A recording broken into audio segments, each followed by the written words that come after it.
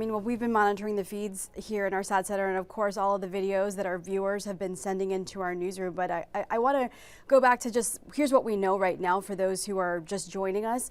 6 people were on that medical chopper. We know that 4 of them were crew, 1 pediatric patient, 1 escort. That was a plane, or the aircraft that was bound for Springfield, Missouri. It had just taken off from Northeast Philadelphia Airport when it crashed on Roosevelt Boulevard and Cottman Avenue. And now I want to go to some of the viewer video that has just been inundating our newsroom.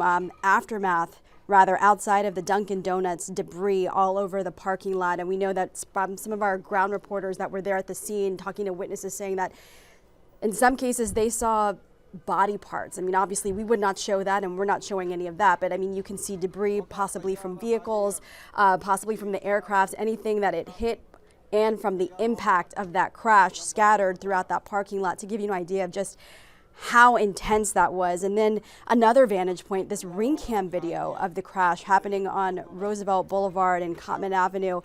There's a couple, or rather, here we go. This is a different vantage point right here, and you can see this flash, this fireball just happen in the corner of your screen. The camera pans up, and then you see this large plume of smoke just billowing out of the top from behind row homes. And so then that's how it gives you an idea of where this is happening. So the first video is showing you that it's happening in a business district. The second video is showing you that it is happening in a neighborhood that is populated. This is on a Friday evening when a lot of people would have been out. They might have been at their homes having dinner with their families, and now they are experiencing and hearing and witnessing the shaking of just the impact of this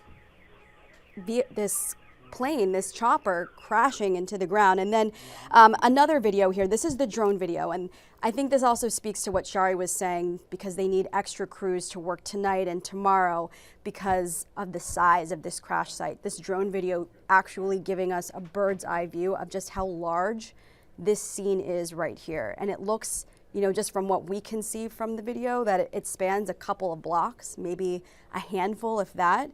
And so you can see that, as Mayor Cherelle Parker had said around 8:30, that there were homes that were impacted, there were vehicles that were impacted. So we know the number of people that were on that helicopter.